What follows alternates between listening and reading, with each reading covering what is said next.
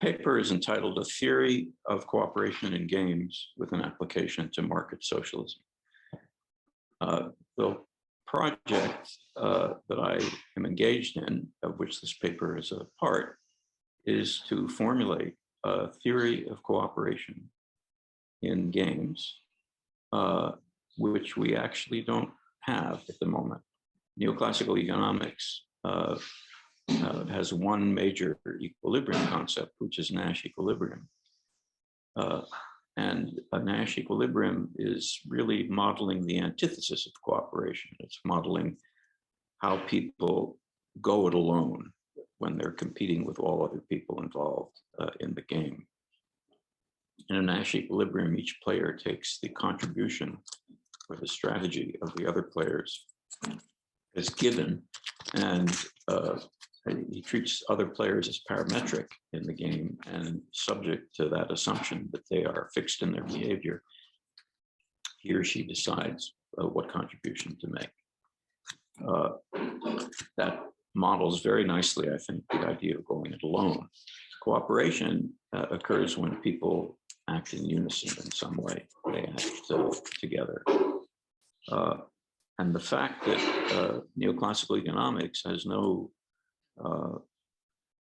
powerful theory of cooperation in games means that economists tend to see everything through the lens of Nash optimization, which is a very special kind of optimization. So my project is to propose an equilibrium concept, which mathematically is of the same level of abstraction as Nash equilibrium, sort of a mathematical cousin to Nash equilibrium, but models how people cooperate. The two major pathologies which come about from Nash optimization are called the free rider problem and the tragedy of the commons. And these are simply fancy names for the fact that the Nash equilibria in games with positive and external externalities are always Pareto inefficient.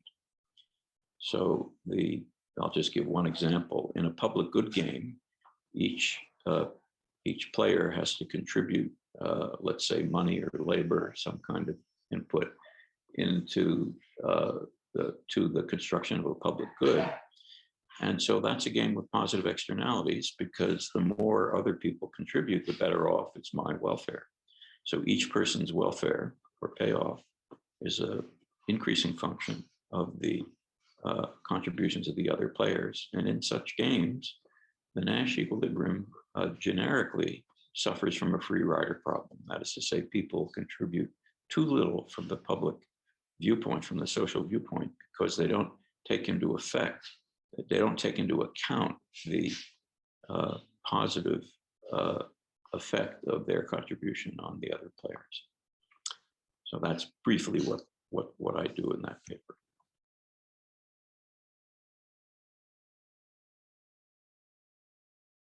I have to propose a definition of what I call a Kantian equilibrium.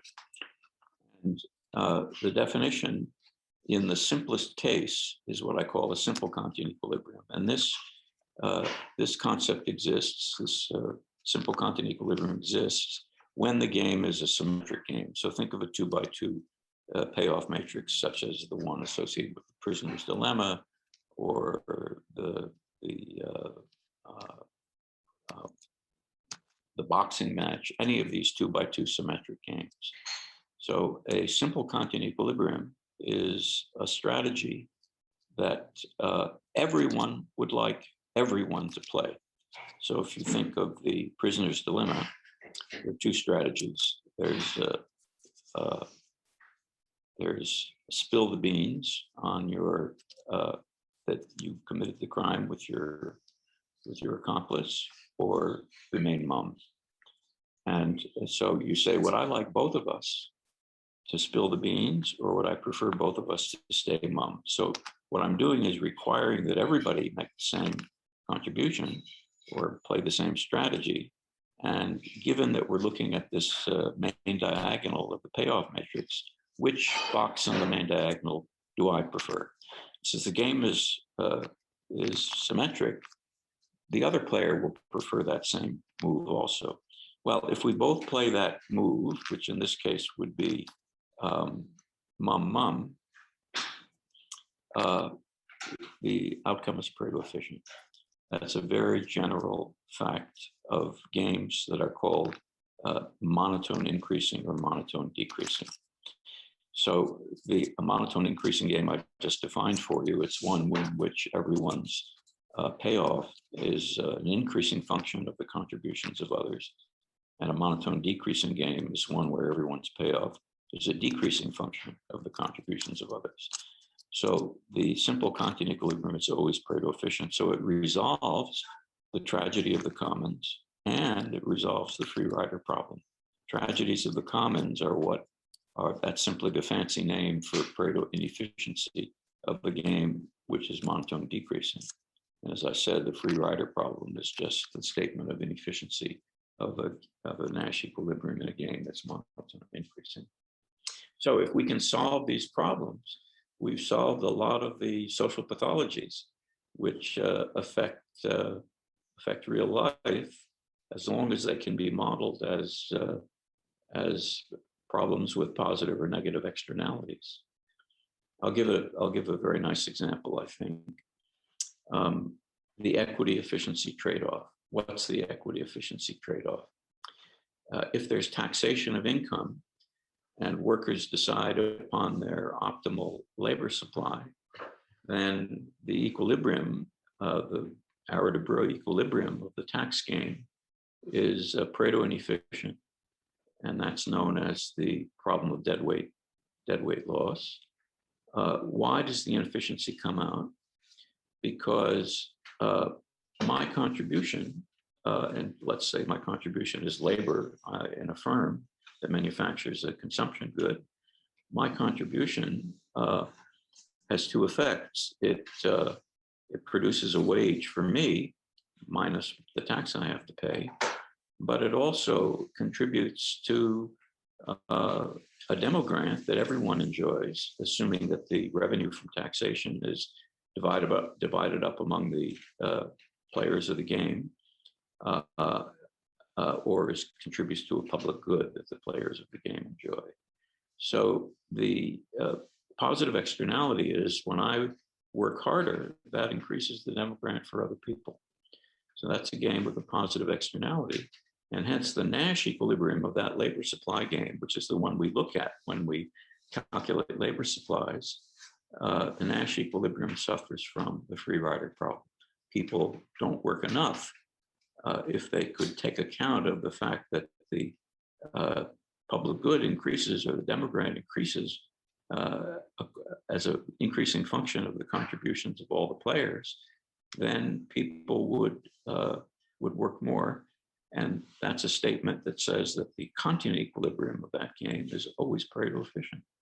So Kantian reasoning actually solves or annihilates the equity efficiency trade-off that we're so used to from labor economics.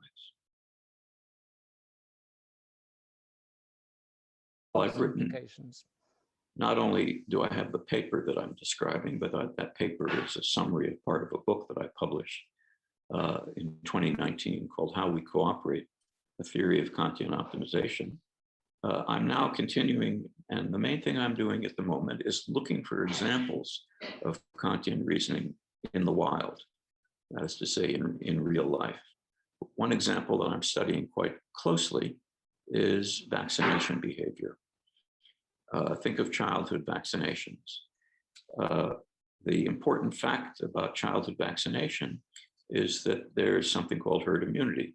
That is to say, the more other people vaccinate, the smaller is the probability that I or my child will catch the disease in question. So that's a game with positive externalities from other people's strategies. The strategy here is to vaccinate or not to vaccinate one's child. So the Kantian equilibrium, the Nash equilibrium of the vaccination game is that far too few people vaccinate. But the Kantian equilibrium of the vaccination game is that the amount of vaccination is actually Pareto efficient. So I'm actually studying vaccination in a number of countries and trying to deduce through statistical analysis whether the behavior is more consistent with NASH or continent optimization. Another example that's quite important is the voting paradox. The voting paradox in political science is that if a voter is a NASH optimizer, then she has to calculate whether the cost of her going to the polls and voting is greater or less than the marginal increase in the probability of her candidates winning that would result from her particular vote. And if the cost of her going to the polls is greater to her than the marginal utility she gains by the very small increase in probability of her candidates winning, then she should not vote. So the paradox of voting is that we should not see high turnouts. Well, often we do see very high turnouts in voting, even when voting is not compulsory. And that's difficult to explain.